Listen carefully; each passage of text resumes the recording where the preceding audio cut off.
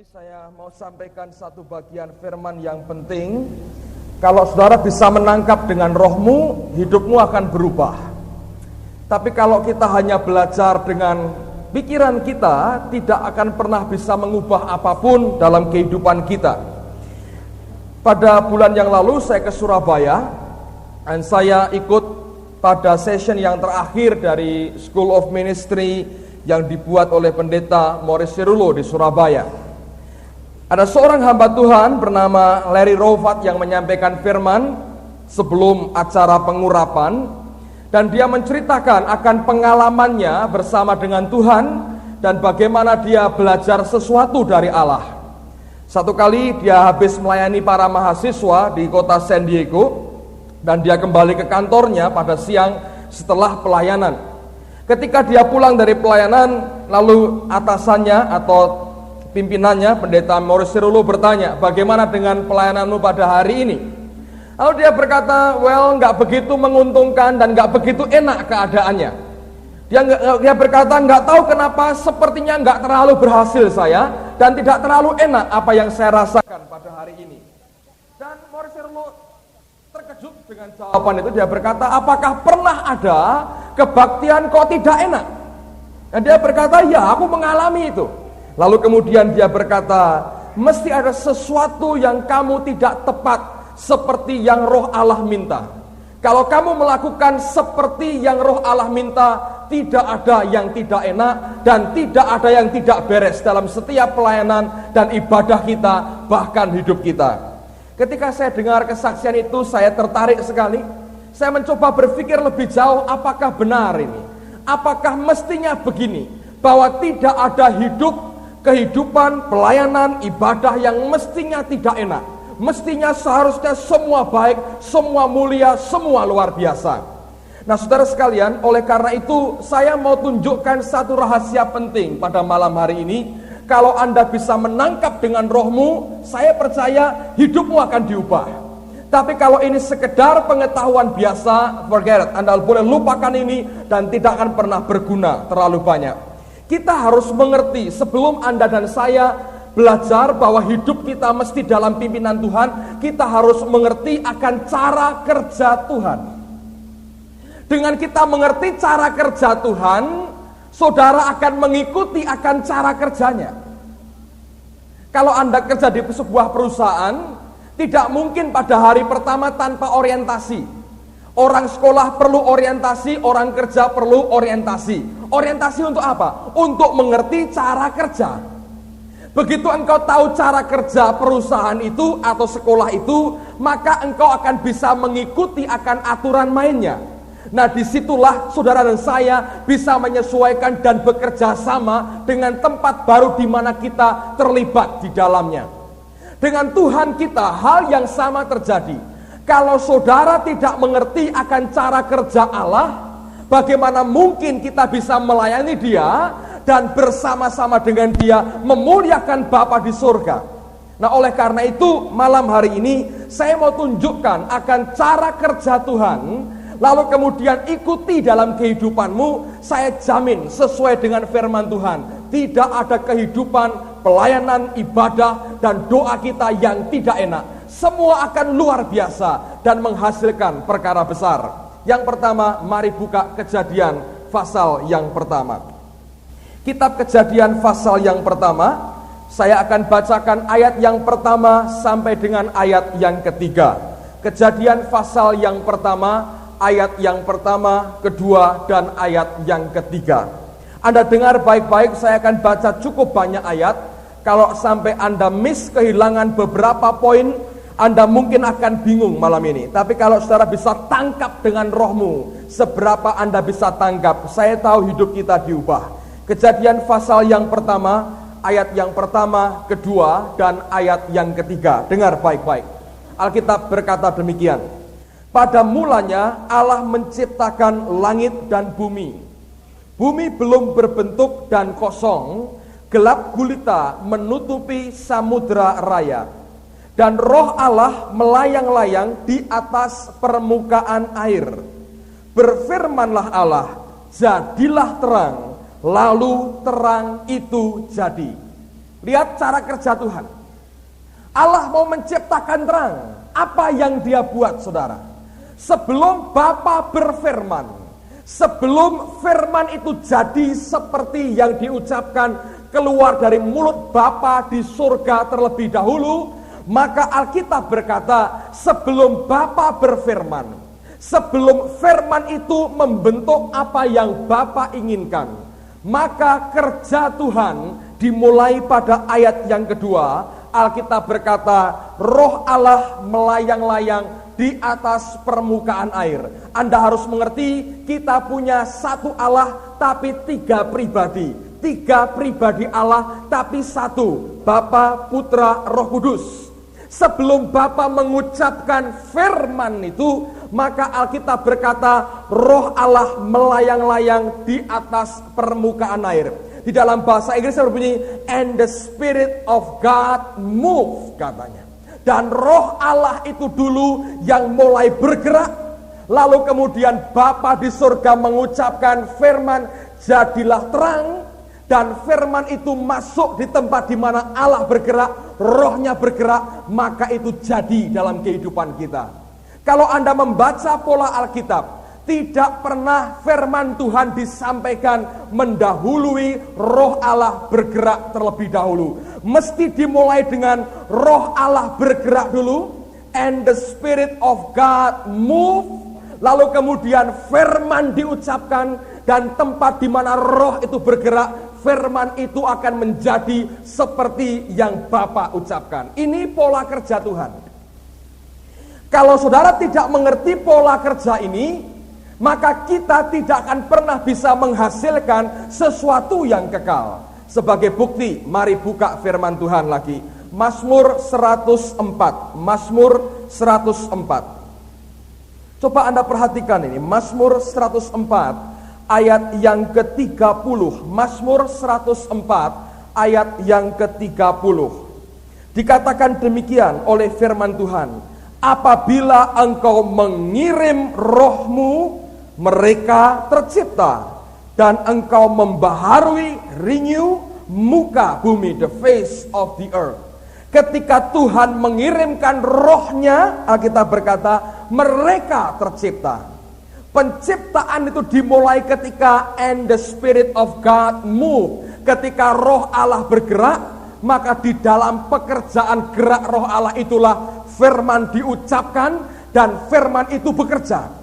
Yang bisa membuat, menciptakan firman menjadi kenyataan, realita, itu Roh Allah, saudara. Kalau Anda baca dalam proses kelahiran Yesus, Alkitab berkata, malaikat datang kepada Maria berkata, Roh Kudus akan melingkupi kamu, maka kamu akan mengandung. Yohanes pertama berkata, dan firman itu telah menjadi manusia. The word become flesh. Firman itu jadi daging, jadi manusia. Kapan saatnya? Ketika Roh Allah dulu bergerak melingkupi Maria, itulah prosesnya terjadi. Pekerjaan atau cara kerja Allah adalah sebelum apapun dikerjakan, and the Spirit of God move, dan Roh Allah yang pertama-tama harus bergerak terlebih dahulu. Coba lihat orang Israel 40 tahun, tiang awan tiang api, mereka hanya tunggu kalau tiang awan tiang api bergerak, maka orang Israel bergerak terlebih dahulu. Kalau kita bergerak di tempat di mana Roh Allah tidak bergerak, saudara akan tinggal dalam kedagingan, dan dalam kedagingan tidak ada urapan, dan tanpa urapan engkau tidak pernah bisa menghasilkan apa yang benar dalam pandangan mata Allah, dan tidak pernah ada nilai kekal yang engkau bisa hasilkan. Ayub pasal yang ke-33. Lihat lagi sekarang, Ayub 33 ayat yang keempat. Ayub 33. Kitab Ayub pasal yang ke-33 ayat yang keempat. Ayub 33 ayat yang keempat. Dikatakan demikian oleh firman Tuhan, Roh Allah telah membuat aku, dan nafas yang maha kuasa membuat aku hidup. Penciptaan manusia itu dikatakan roh Allah yang membuat aku. Allah yang berfirman, tapi yang mewujudkan sampai jadi adalah pekerjaan roh Allah. Itulah sebabnya ketika dunia diciptakan, maka yang pertama bergerak adalah roh Allah. Dan di tempat di mana roh Allah itu bergerak, maka ketika firman diucapkan akan jadi seperti yang dikatakan oleh Bapa yang di surga. Saudara sekalian, buat kita harus belajar. Kalau engkau mau dalam pimpinan Tuhan, mau mengerti urapan Allah, mengerti akan nilai kekal dalam hidup kita, menghasilkan perkara besar, bergeraklah di tempat di mana roh Allah bergerak dan jangan keluar dari tempat itu. Contoh berikutnya, coba kitab Hakim-Hakim pasal yang ke-13. Hakim-Hakim pasal yang ke-13. Anda perhatikan pada ayat yang ke-25. Hakim-Hakim pasal 13 ayat yang ke-25. Saya bacakan mulai 24 supaya saudara bisa mengerti akan gambarannya. Hakim-Hakim 13 ayat yang ke-24 dan 25. Lalu perempuan itu melahirkan seorang anak laki-laki dan memberi nama Simson kepadanya. Anak itu menjadi besar dan Tuhan memberkati dia. Perhatikan ayat yang ke-25. Tuhan mulailah hatinya digerakkan oleh roh Tuhan di Mahanedan yang terletak di antara Soa dan Esitau. Dalam bahasa Inggrisnya dikatakan bahwa and the Spirit of the Lord began to move upon him. Dan roh Allah mulai bergerak di atas dia. Anda harus tahu pekerjaan roh Allah. Roh Tuhan tinggal di dalam kita, tinggal bersama kita, dan tinggal di atas kita, upon us, di atas kita. Di dalam kita, dia menguduskan kita, dia membetulkan akan hidup kita, dia menyucikan kita, dia membuat akan nurani kita bersih. Di samping kita, bersama kita, dia merupakan counselor yang baik, dia menegur kita, dia pimpin kita, di atas kita dia mengurapi kita, empower, memberikan kekuatan, memberikan kuasa kepada kita. Simson tidak pernah bisa bergerak sebelum roh Allah bergerak di atasnya. Alkitab berkata, and the Spirit of the Lord began to move upon him. Sebelum Simson dipakai Allah luar biasa, yang bergerak adalah Simson, adalah Allah dulu. Sebelum dia bisa dipakai Allah luar biasa, Simson tidak pernah bisa menjalankan inisiatif pertama. Saudara, saya mau katakan sekali lagi, kalau Anda mau dipimpin roh Tuhan, inisiatif pertama mesti datang dari Allah. Seperti cara kerja dia. Ketika roh Allah bergerak, maka penciptaan terjadi. Ketika roh Allah bergerak di atasnya Simson dipakai oleh Tuhan. Ini cara kerjanya. Kalau engkau melanggar cara kerja ini, saya katakan tidak banyak hasilnya. Saya masih ingat hampir 2 bulan lalu ketika Tuhan kunjungi saya, jelas sekali. Dia berkata, kamu jangan terlalu over kreatif, katanya. Kreativitas itu baik, tapi harus ditundukkan di bawah kemauanku. Kalau kamu ingin melihat perkara besar terjadi lewat hidup dan pelayananmu. Kalau tidak, jangan harapkan ada sesuatu yang besar terjadi.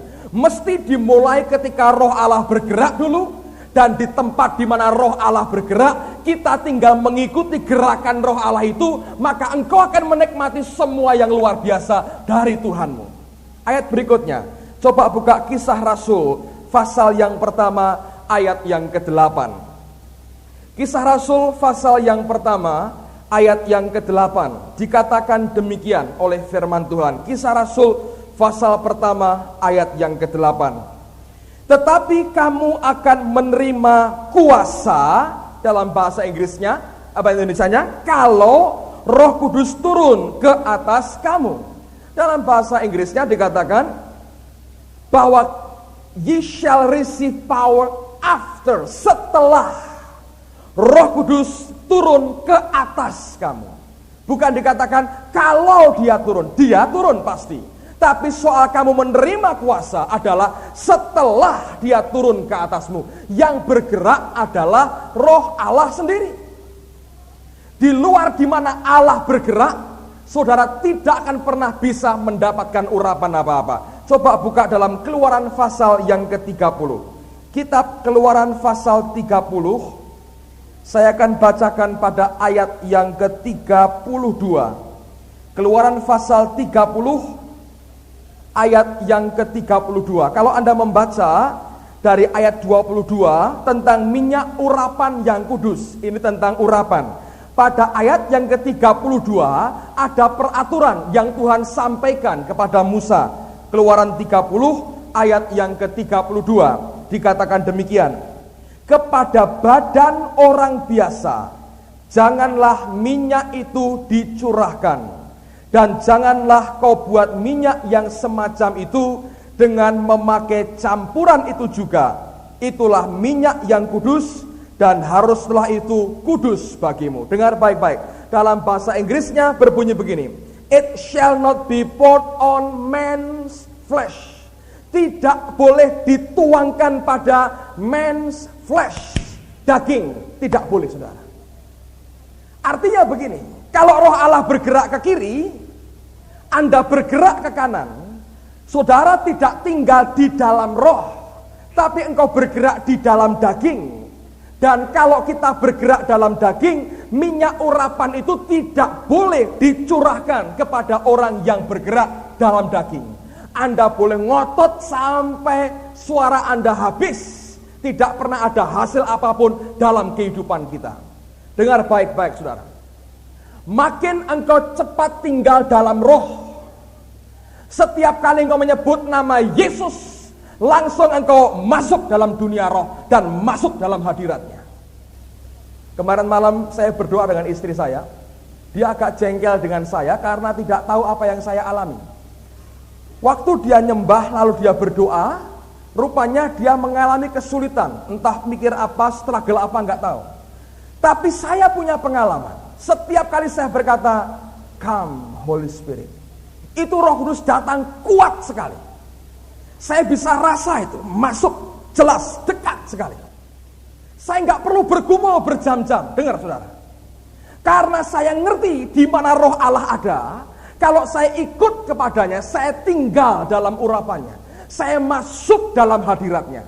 Begitu saya keluar dalam kedagingan saya, pada daging orang tidak ada minyak urapan. Engkau hidup dalam kedagingan, doa dalam kedagingan, nyembah dalam kedagingan, bisa.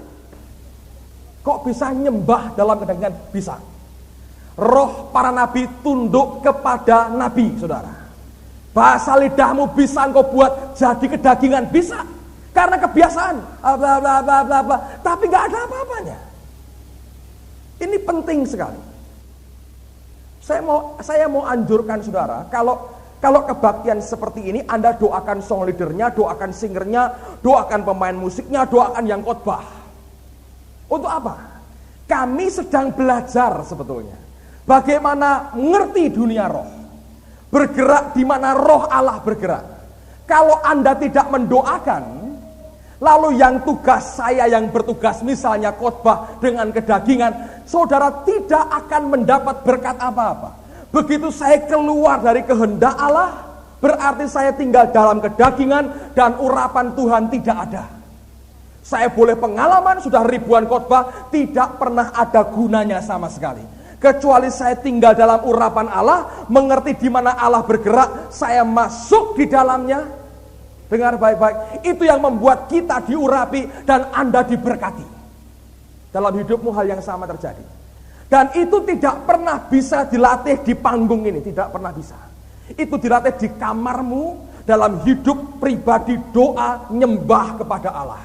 Begitu engkau belajar mengerti pribadinya, mengerti dia bergerak, engkau bawa pengalaman di kamarmu berjam-jam dengan Tuhan, naik kemari, orang akan melihat jelas engkau dipimpin Roh Kudus.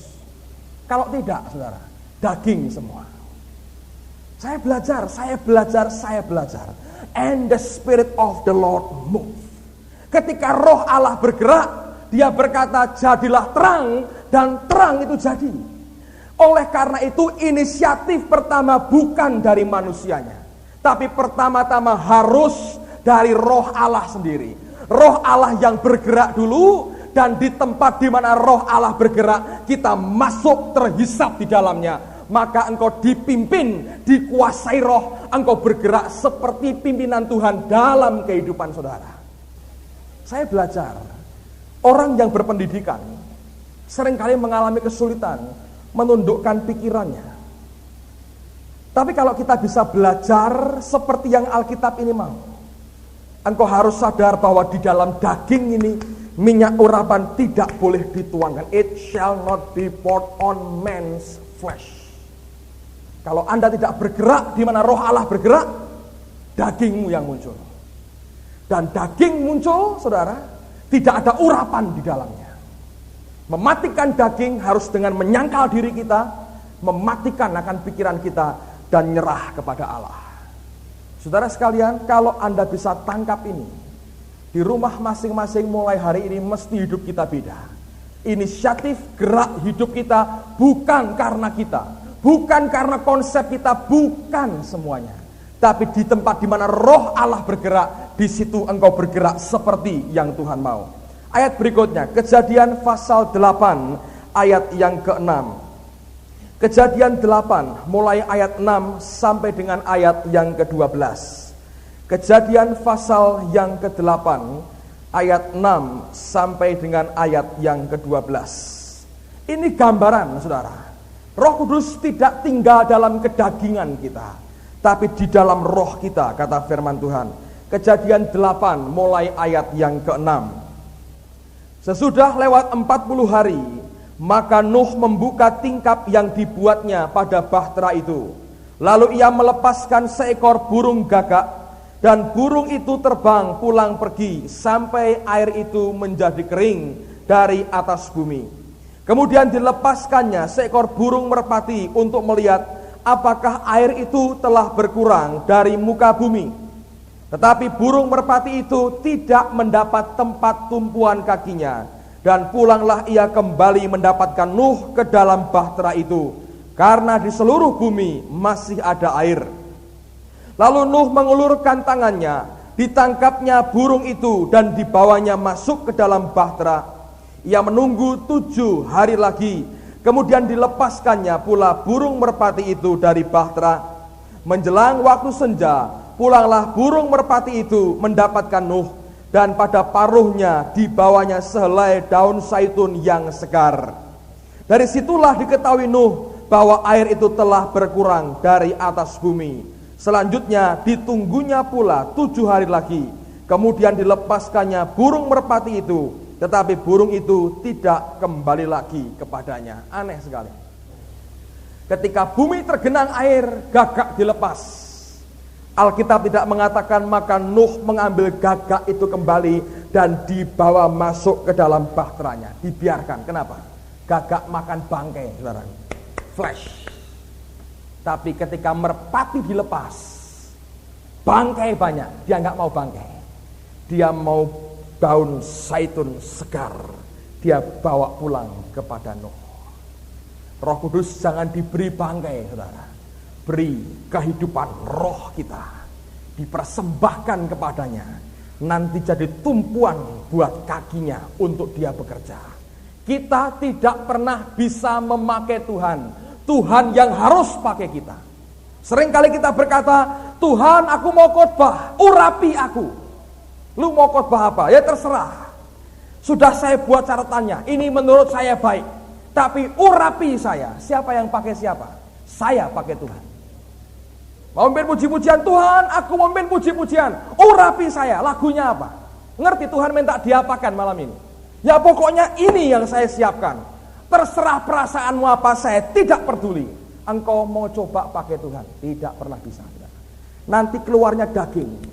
Begitu daging keluar, jangan harap urapan Tuhan dicurahkan dalam hidupmu. It shall not be poured on man's flesh. Tidak bisa. Belajar. Dalam hidupmu hal yang sama terjadi. Engkau bergerak, engkau bekerja, engkau kuliah, engkau apapun juga. Gerakan hidup kita ini karena kita menyerah kepada pimpinan Roh Kudus. Mestinya dia bergerak dulu, tinggal ikuti kemana dia bergerak, ikuti dan akan jadi. Kalau kita bisa belajar ini, luar biasa. Itu hal yang pertama. Buat pelayanan, buat kehidupan kita ini penting sekali. Yang kedua, sekarang dengar baik-baik. Bagaimana dengan iman kita? Tadi pagi saya singgung sedikit, saya mau sampaikan ini juga buat saudara. Lalu bagaimana dengan iman kita? Lihat sama-sama. Iman dibuat dari bahan apa? Roma 10 ayat yang ke-17. Roma 10:17, saudara. Buka Alkitab saudara. Roma 10 ayat yang ke-17. Nanti Anda mengerti sampai di mana sebetulnya Roh Kudus itu harus memimpin, memerintah hidup kita. Roma 10 ayat yang ke-17. Dikatakan demikian oleh firman Tuhan. Jadi iman timbul dari pendengaran, dan pendengaran oleh firman Kristus. Kata firman ini dari kata rema. Dalam bahasa aslinya ada dua kata yang dipakai dan diterjemahkan sebagai firman. Yang pertama logos, yang kedua rema. Logos adalah firman Tuhan secara keseluruhan. Seluruh Alkitab kita ini adalah logos, ini firman. Tapi rema adalah bagian dari logos yang dihidupkan Roh Kudus, diberikan pada orang tertentu, pada saat tertentu, untuk kebutuhan tertentu. Anda pikir, Pak, bingung kalau begitu. Ini kalau mau goblok-goblokan begini, saudara. Pernahkah Anda baca Alkitab? Pernah ya, saudara ya? Kalau enggak pernah ya terlalu. Kalau Anda baca Alkitab, tiba-tiba begini. Waktu Anda baca, ada ayat yang meloncat dari Alkitabmu.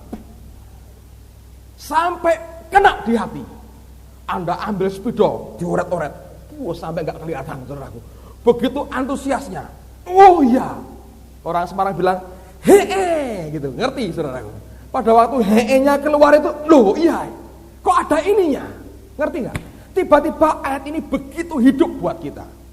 Atau Anda dengar khotbah seperti ini, Anda dengar tiba-tiba, oh iya, itu rema, saudara. Dihidupkan oleh Roh Kudus. Kalau ini logos, tapi yang sebagai bahan iman adalah rema. Dan rema itu pekerjaan siapa? Pekerjaan Roh Kudus. Coba buka 2 Korintus pasal 3 ayat yang ke-6. 2 Korintus pasal 3 ayat yang ke-6. 2 Korintus pasal 3 ayat yang ke-6. Dengar baik-baik, saya bacakan. Ialah membuat kami juga sanggup menjadi pelayan-pelayan dari suatu perjanjian baru yang tidak terdiri dari hukum yang tertulis, tetapi dari roh. Sebab hukum yang tertulis mematikan, tetapi roh menghidupkan. Bahasa Inggrisnya, the letter killed, but the spirit gave life. Huruf itu mematikan, tapi roh memberi kehidupan.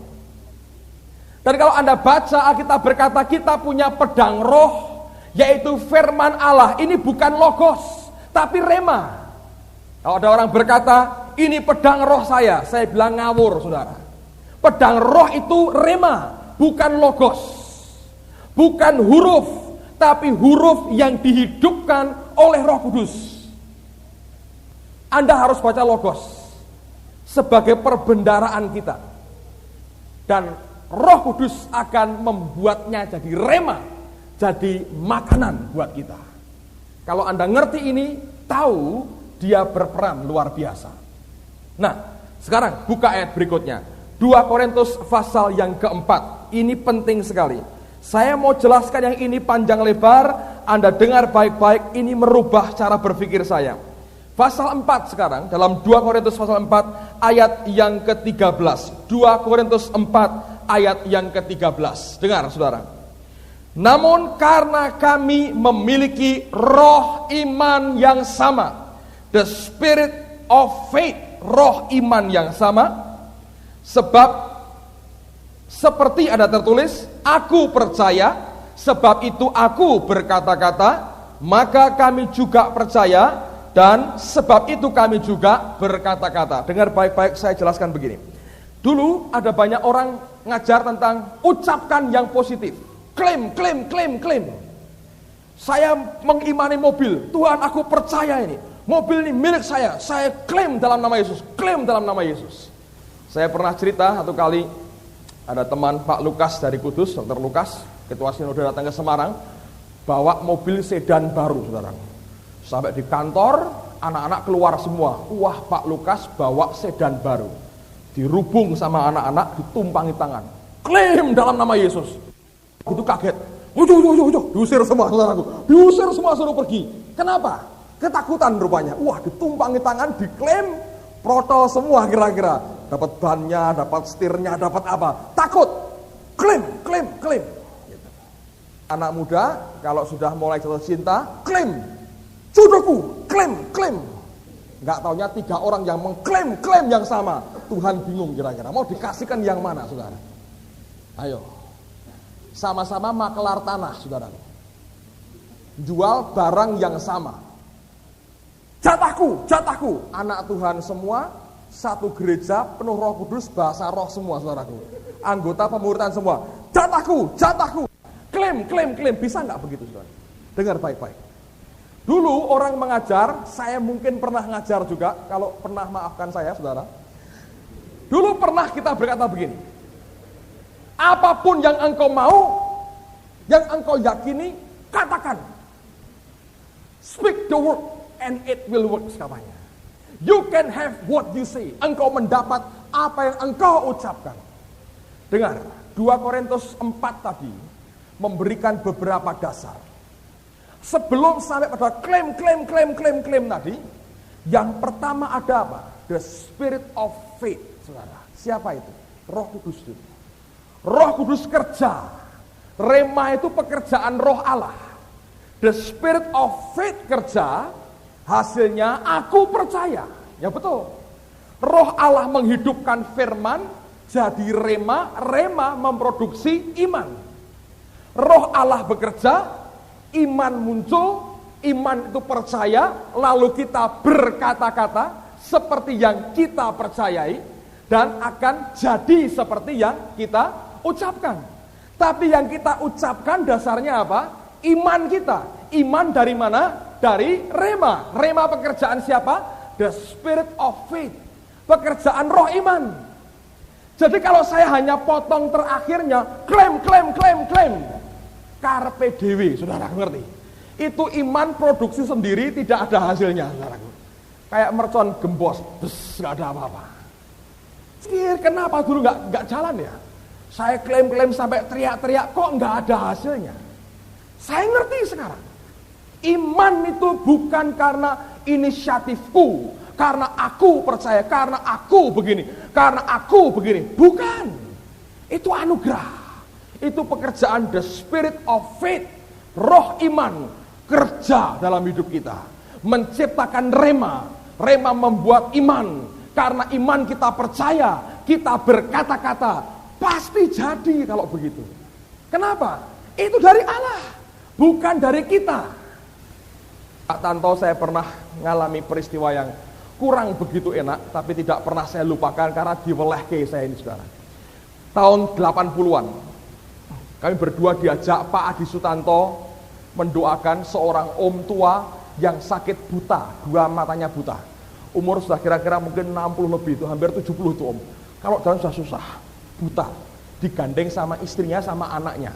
Kebetulan anaknya ini teman baik kami, dan ini omnya buta. Dulu pernah kecelik, saudara. Kita KKR di Mugas, lalu ada pendeta yang khotbah, itu Pak Budi masih ingat. Ayo doakan yang sakit, ya semua didoakan, ditengking dari panggung, yang sembuh, yang lumpuh jalan. Nah ini om ini buta sebetulnya, bukan lumpuh, buta, jalan. Dia hanya dengar jalan, nggak dengar yang lumpuh jalan. Dia dengar jalan, dia bangkit jalan, saudaraku. Wah, semua orang tepuk tangan, katanya lumpuh jalan. Memang nggak lumpuh, buta, saudaraku. Aduh, saya pikir kita ini konyol sekali seringkali. Anda sering lihat orang lumpuh didoakan di KKR? Diuyak-uyak, ditengkingi, dibentak-bentak, bangun, tidak bangun. Nggak ada iman sih, katanya gitu. Waduh, kita ini orang kurang ajar, bener saudara. Orang sudah sakit, ditekan-tekan begitu. Nah, saya pernah ngalami, tahun 80 diajak doakan om ini. Loh, baru tahu akhirnya, oh ini nggak lumpuh ini orang. Lalu orang tepuk tangan tuh ngapain? Ya sudah, biarlah. Mudah-mudahan nggak ada orang tahu, saudara. Memang kita nggak niat untuk nipu orang ya, dianya nggak dengar gitu ya. Nah, buta total. Kalau lihat nggak ada sinar sama sekali, buta total. Terus kami doakan, Pak Adi nggak mau doakan. Nggak tahu, nggak percaya, nggak yakin juga atau gimana, atau saya pokoknya dengan Pak Tom suruh doakan. Gini dulu, harus terima Yesus, ngundang Yesus masuk di hati, ucapkan kalimat kami persis sama, saudara. Sudah yakin, Om kalau mati kemana? Surga. Wah mantap, saudara.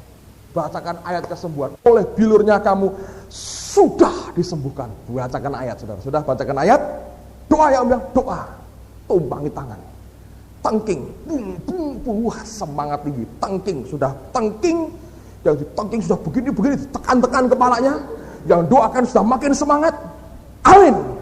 Buka mata Om, buka, lihat apa Om? Gelap katanya, wah, nggak ada hasilnya tuh, gelap, kabur, nggak ada sama sekali. Ada perkembangan Om? Belum katanya, jujur. Waduh, ini kurang apa? Doa lagi. Sekarang cara baru, saudara. Tadinya kepala, ini mata ditempel di tangan dua. Wah ya, uyak matanya. Hayo, kira-kira tambah sakit, saudara. Untung nggak ada ide begini, seperti Yesus meludah, pakai tanah, tempelkan. Untung nggak ada ide itu. Jangan-jangan itu yang membuat sembuh mungkin. Ya sekarang sudah meninggal orangnya, saudaraku. Jadi, coba diulangi Pak. Sudah terlanjur, sudah meninggal, jadi nggak enak kan saudaraku ya. Nah, kita doakan lagi, pegang, ayo sembuh, tengking lagi. Udah, kita buka dengan luar biasa. Ya, melihat katanya gitu. Wah, mantap saudaraku, mantap. Saya masih belasan tahun, udah gitu buka begini, buka mata Om, buka mata. Gimana? Tetap katanya gitu, buta, nggak berubah. Udah, Pak Adi diem aja, tertawa. Kita bingung nih, kok nggak bekerja ini. Oh, ada satu rahasia lagi yang belum keluar. Ini ilmu kita masih sedikit, keluarkan semua. Begini Om katanya, kita ngomong gini. Mulai sekarang Om kalau bertanya orang, bilang, aku sudah sembuh. Klaim aja, aku sudah sembuh. Aku sudah melihat. Ya Om ya? Ya. Ucapkan apa Om? Sudah sembuh. Nah bagus, tapi masih buta tuh. Oh gak apa-apa, ucapkan terus pokoknya. Ini Om tua saudaraku. Aduh kesian nih ya orang-orang tua ini. Lalu kemudian kita bilang, ayo ucapkan. Speak the word. Waduh, bukunya Kenneth Hagin keluar semua. Ayo ngomong, ucapkan. Ya sembuh, Om sembuh. Melihat, sembuh. Ucapkan. Dah pulang saudaraku. Sembuh enggak? Belum, tinggal pulang. Oh iman nanti sementara kami pulang bisa sembuh. Bisa iman itu bekerja, proses. Nah, kalau sudah nggak sembuh, alasan macam-macam. Oh proses nantinya gitu. Paling pintar cari alasan. Sampai di kantor, Pak Adi di mobil tuh dia ketawa. Saya dan curiga, ini orang kok ketawa ini mau ngapa dia? Biasanya kalau sudah ketawa dia nembak dari belakang, dang gitu. Akhirnya kami sampai di kantor, terus dia ngomong gini. Tadi kalian suruh dia apa? Ya mengucapkan kata-kata iman. Mengucapkannya gimana? Ya suruh bersaksi, ngomong, aku sudah sembuh. Terus dia ngomong gini, boleh nggak nanti hari Minggu saya undang Om itu saksi di kebaktian. Saudara-saudara, saya sudah sembuh. Boleh nggak? Oh jangan, saya bilang gitu. Loh kenapa? Lo masih buta. Loh, kamu nyuruh dia begitu, tapi di depanmu bersaksi kamu nggak mau. Ya, enggak begitu caranya, saudara. Mau bulat lagi enggak bisa, saudara. Kenyataan gimana? Lama-lama saya pikir bodoh saya ini, saudara. Saya ambil hanya sepotong yang terakhirnya. Ucapkan. Enggak ada apa-apa, saudara. Sebelum Anda menggenapi dulu. The spirit of faith dimiliki Paulus. Lalu dia berkata, sebab itu aku percaya. Roh Kudus itu menghasilkan rema. Rema membuat iman. Iman membuat kita berkata, aku percaya. Karena percaya, aku berkata-kata. Yang dia ucapkan perkataan ini dari iman. Iman dari rema. Rema dari the spirit of faith, roh iman. Jadi saya mau tanya, itu kalau begitu imannya siapa sebetulnya? Hah? Imannya siapa? Imannya Tuhan, saudara. Coba buka Roma 3 ayat 3. The faith of God, luar biasa. Roma 3 ayat 3. Coba buka Alkitab, saudara. Roma 3 ayat 3. Roma 3 ayat 3. Saya bacakan dulu bahasa Indonesianya, Anda cek di rumah King James. Ini ayat powerful, luar biasa. Saya bacakan dulu. Roma 3 ayat 3. Jadi bagaimana jika di antara mereka ada yang tidak setia? Dapatkah ketidaksetiaan itu membatalkan kesetiaan Allah? Dalam bahasa Inggrisnya jauh sekali. Dikatakan begini. For what if some did not believe? Bagaimana kalau ada beberapa yang tidak percaya? Shall their unbelief, apakah ketidakpercayaan mereka membuat the faith of God, iman daripada Allah itu without effect? Apakah kalau ada beberapa yang tidak percaya itu membuat the faith of God, imannya Allah itu tidak menghasilkan apa-apa? Jawabannya apa? Tidak. Dengar baik-baik. Ini rahasia besar, saudara. Kalau engkau bergerak dengan pimpinan Roh Kudus, maka imanmu adalah iman yang muncul dari the spirit of faith, dari roh iman. Karena ini pekerjaan Roh Kudus, Paulus berkata itu adalah the faith of God, imannya Allah. Dan imannya Allah itu tidak terpengaruh kalau seandainya di sekitarmu semuanya orang tidak percaya sekalipun, tidak jadi masalah. Kalau itu iman-iman palsu, saudara, dengan gampang begitu tantangan muncul, engkau goyah. Tapi kalau the faith of God, imannya Allah, siapa bisa menggoncangkan imannya Tuhan? Kalau engkau bergerak di mana roh Allah bergerak, Roh Kudus yang bahkan membangkitkan iman dalam hidupmu, itu bukan imanmu sendiri, tapi itu imannya Allah, the faith of God. Luar biasa. Saya baru ngerti begini, saudara. Benny Hinn KKR di Chicago, ada orang gak Kristen, perempuan lumpuh sama sekali, sudah kumpul kebo dengan seorang laki-laki, punya anak satu, belum kawin, kumpul kebo, punya anak satu, perempuannya lumpuh, dibawa oleh suaminya ke KKR, duduk di belakang di kursi roda. Waktu mereka menyembah Tuhan, Roh Kudus menjamah wanita ini sampai goncang badannya. Ketika goncang badannya, dia nervous, bingung. Kenapa aku goncang? Karena nervous, ngerokok. Ketika ngerokok tambah keras goncangannya, tiba-tiba lompat, berdiri, sembuh, jalan, saudara. Sembuhnya pada waktu apa? Ngerokok, saudara. Ini orang gak beriman. Banyak orang-orang ateis datang di kebaktiannya, disembuhkan Tuhan. Sampai dia berkata begini, kalau ada orang yang tidak sembuh, aku tidak berani berkata, kamu kurang iman. Karena buktinya yang ateis sembuh. So what? Kenapa ini? The faith of God ada di dalam pendeta ini. Tidak peduli keadaan sekitar seperti apa, akan kerja dengan luar biasa. Ngerti, saudara? Tidak berarti, oh silahkan ngerokok, ngawur, saudaraku. Engkau sedang menciptakan kanker dalam paru-parumu. Dengar baik-baik, bertobat makanya. Itu membakar uang tiap hari. Jangan, saudara. Saya mau katakan bahwa apa poin saya? Ngerokok boleh, bukan. Tapi kalau ada satu orang yang punya the faith of God, yang punya imannya Allah, yang bergerak karena the spirit of faith tadi, sekitarnya boleh kafir seperti apapun juga, tetap akan kerja dengan luar biasa.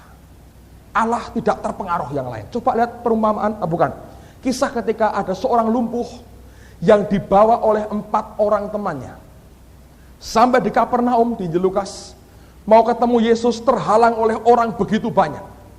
Lalu kemudian dibawa naik ke atas, dibongkarkan atap, lalu mereka turunkan temannya dengan tali sampai tepat di depannya Yesus.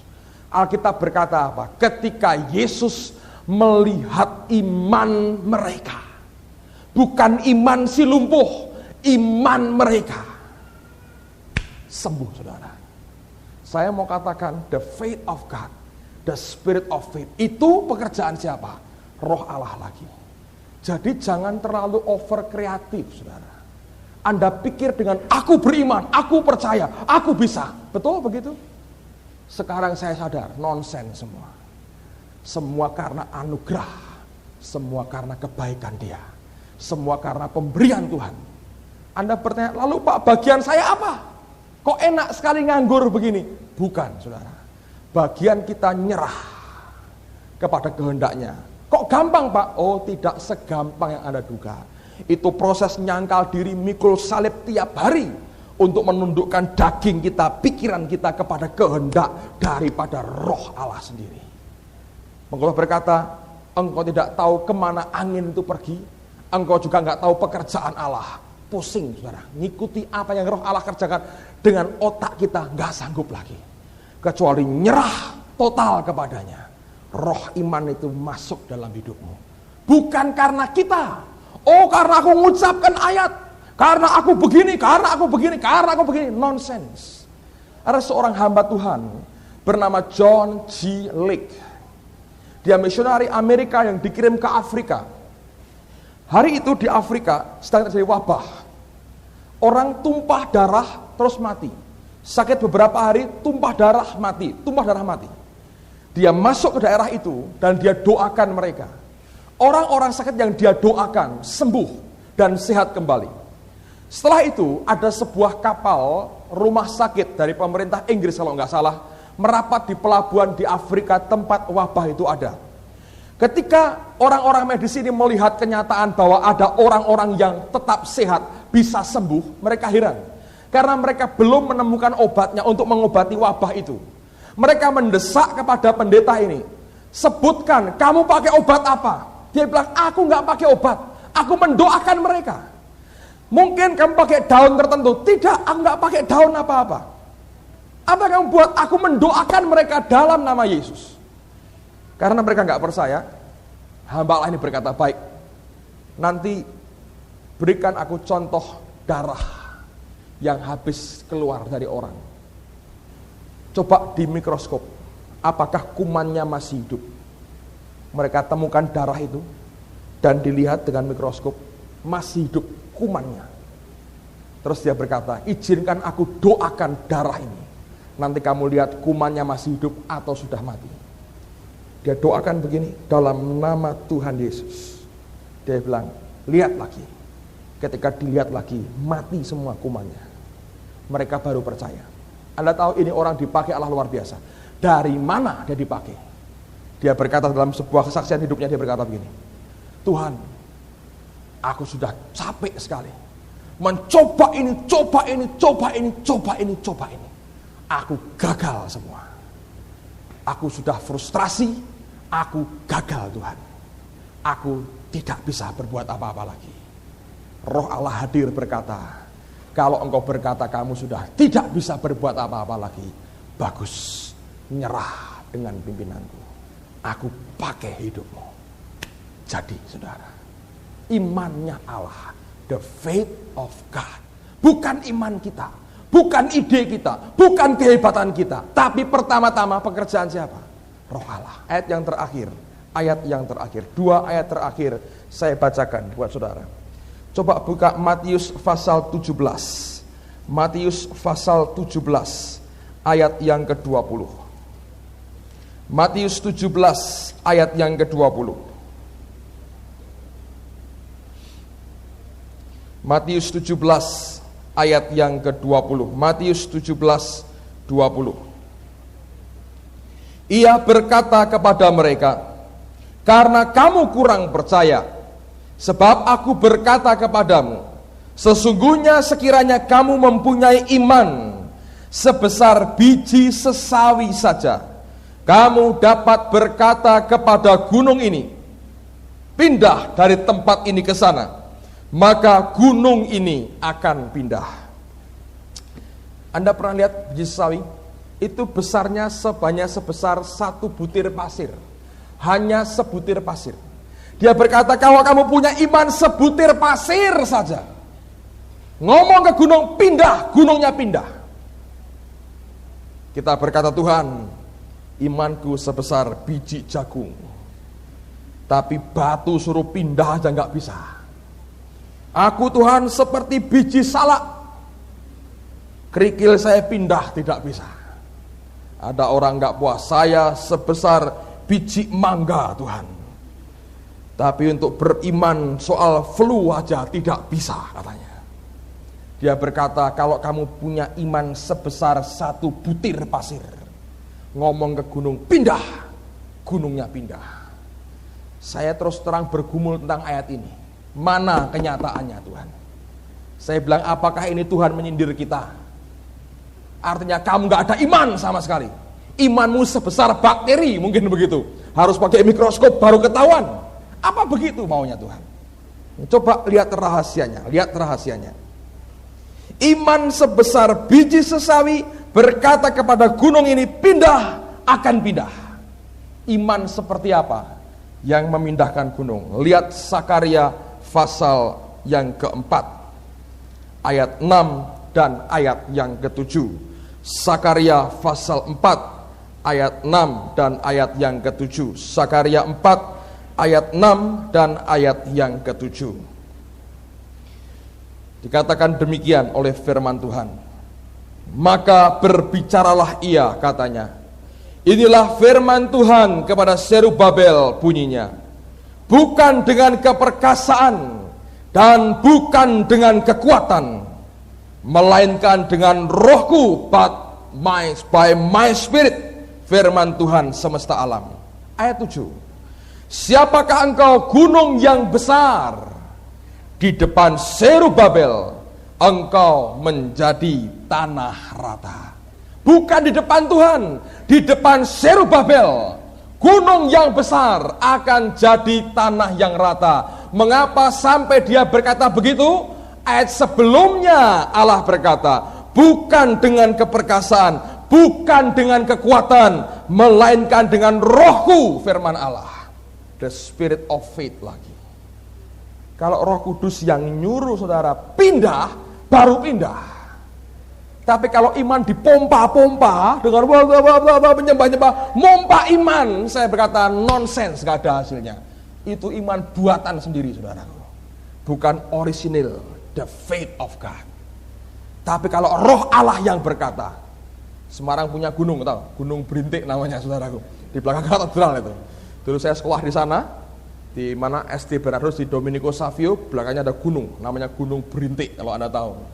Anda ngomong ke Gunung Berintik, pindah-pindah, saudara, bingung kira-kira orangnya. Tapi dari mana? Bukan dari pikiran kita, bukan dari ide kita, bukan dari keperkasaan, bukan dari kekuatan, tapi dari rohku, firman Tuhan. Di depan Zerubabel, gunung besar akan jadi tanah yang rata. Ngerti nggak saudara? Iman kecil itu bukan berarti kita nggak ada apa-apanya, tapi itu wujud nyerah kepada Allah. Yield ourselves to the Lord, menyerahkan diri kita sepenuhnya kepada Allah. Saya berkata buat saudara, pengertian ini membongkar teologi saya habis-habisan, saudara. Saya bilang, Tuhan, saya belajar lebih banyak lagi. Coba masukkan dalam roh. Saya pernah baca kisah hidup pendeta Smith Wigglesworth. Ada orang berkata dia pernah bangkitkan 14 orang mati, ada yang berkata 21. Saya bilang gak usah 14 atau 21, 10 aja sudah hebat, saudara. Jadi berapapun dia bangkitkan, ini orang luar biasa. Ada satu ciri dari orang ini, apa? Tiap hari dia perjamuan kudus pribadi, tiap hari. Saya terus terang tidak menganjurkan Anda seperti itu, lalu tiap hari gini-gini sendiri di rumah, bukan begitu. Bukan, maksud saya hanya mau sampaikan, orang ini menurut saya Tuhan pimpin dia ke situ. Tapi saya mau katakan ada simbol yang luar biasa dari kejadian di Bait Allahnya Salomo.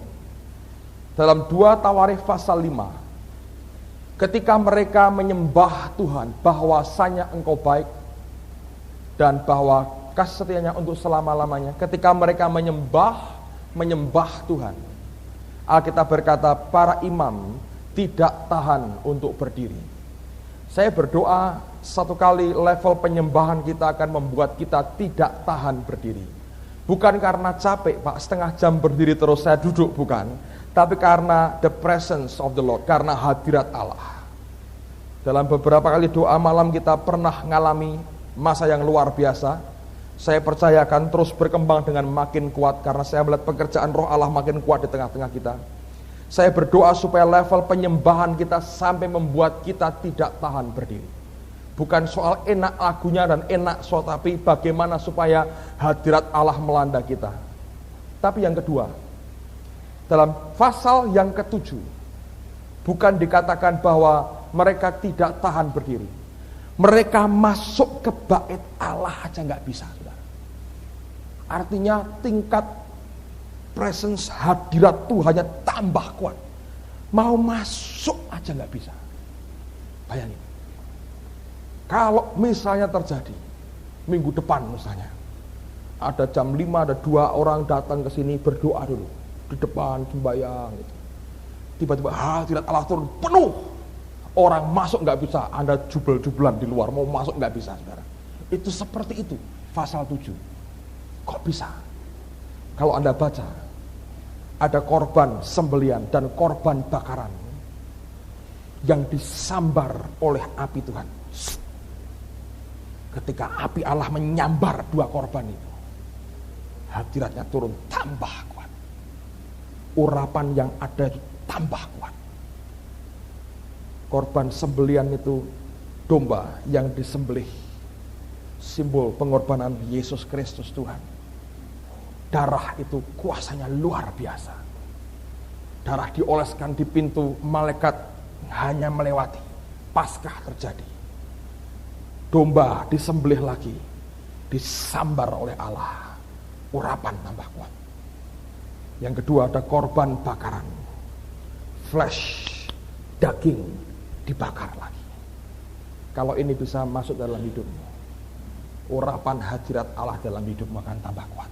Semua berdoa, minta Allah menguduskan hidup kita, menyiapkan kita sungguh-sungguh untuk masuk dalam perjamuan kudus, makan semeja dengan Tuhan kita. Semua kita berdoa, semua kita berdoa. Saya minta keyboard saja, satu keyboard saja.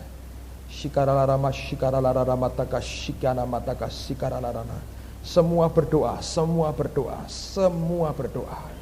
Shikaralarama tuku shikiaralama shikaranama. Bergerak karena roh Allah bergerak, and the spirit of the Lord move, saudara. Nanti hidupmu diubah oleh Tuhan. The faith of God, imannya Allah akan masuk dalam hidupmu. Kalau engkau bergerak seperti yang roh Allah mau, hidup kita akan lain. Bukan karena daging kita. Dalam daging tidak ada urapan. It shall not be poured on man's flesh. Tidak akan pernah dicurahkan pada daging manusia. Bahkan ketika korban bakaran, daging yang dibakar itu disambar oleh apinya Tuhan. Yesaya berkata dia Allah yang membakar, Allah yang menghanguskan. Kalau itu membakar daging kita, semakin habis dagingmu, semakin kuat rohmu, semakin kuat rohnya dalam hidupmu, dalam rohmu. Dan urapan Tuhan akan makin kuat dialirkan dalam hidupmu masing-masing. Jesus, semua berdoa. Katakan Tuhan, aku mau siapkan hatiku. Semua berkat yang Engkau berikan, sediakan malam ini. Aku mau terima dengan segenap hati. Jangan ada bagian berkat yang sampai hilang malam hari ini. Semua diterima dengan segenap hati, seutuhnya.